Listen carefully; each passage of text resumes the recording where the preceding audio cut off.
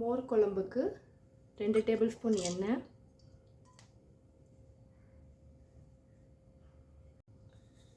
1 table spoon கடுகு,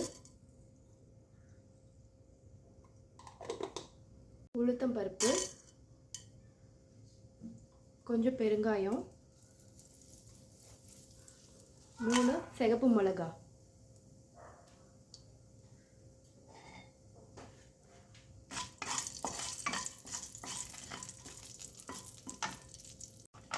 இப்போது ஒரு பேஸ்ட் அரைச்சிக்க போகிறோம். அதில் தேங்காய் அரை மூடி, 2 டேபிள் ஸ்பூன் கடலைப்பருப்பு, 1 ஸ்பூன் ஜீரகம், ஒரு சின்ன துண்டு இஞ்சி, ஒரு அரை வெங்காயம், ஒரு பச்சை மிளகாய், இது எல்லாத்தையும் அரைச்சி எடுத்துக்க போகிறோம்.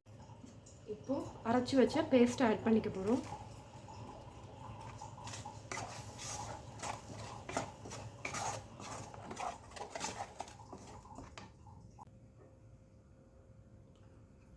அதில் லைட்டாக மஞ்சத்தூள்,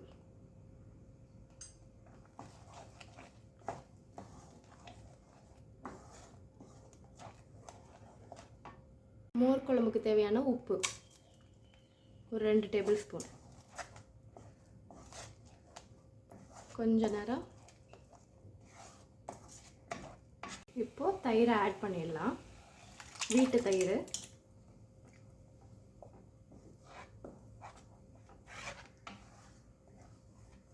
தயிர் ஊற்றுனா கேஸை ஆஃப் பண்ணிடணும்.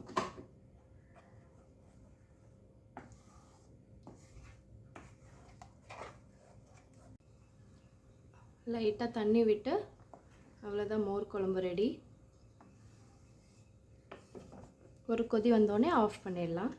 லைட்டாக பபிள்ஸ் வந்தோடனே ஆஃப் பண்ணிடலாம்.